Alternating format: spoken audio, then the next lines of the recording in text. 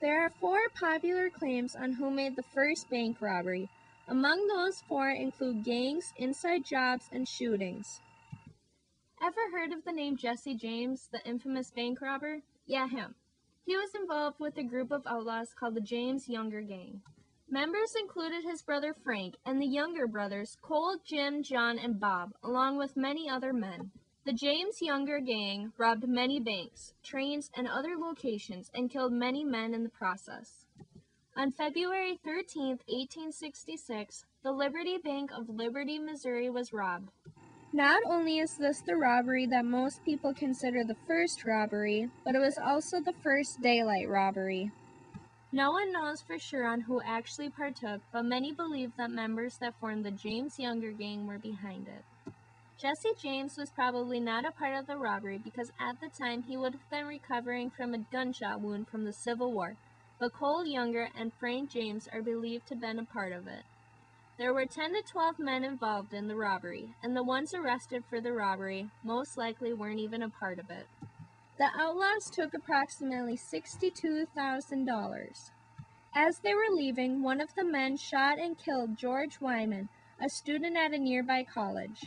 No one knows why he was killed. It could have been because he was trying to stop them from leaving, or it just could have been a stray bullet. A $10,000 reward was posted for the outlaws' capture, but no one was interested in collecting it. This robbery was believed to have been the start of the James Younger Gang robberies. Another claim takes place on December 15, 1863, at Malden Bank in Massachusetts. This robbery also happened in broad daylight. Frank Converse was the banker's son, left in charge of the bank while his father was in Boston. Edward Green, noticing this, took the opportunity to solve his debt problems. He shot Frank Converse in the head and took off with $5,000. The town later suspected Green when all his debts were mysteriously all paid for. He later confessed to the crime and was hung in April a few years later.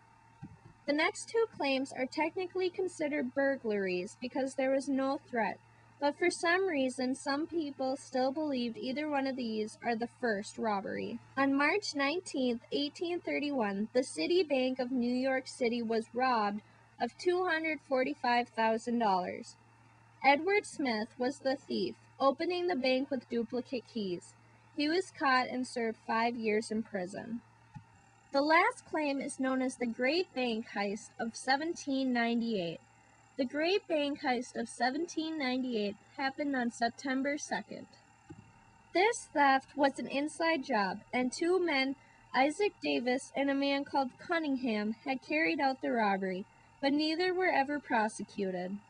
Whichever claim you decide on being the true first bank robbery, that's your decision. But all these claims had an effect on future robberies. With all the robberies, banks throughout America lost millions of dollars.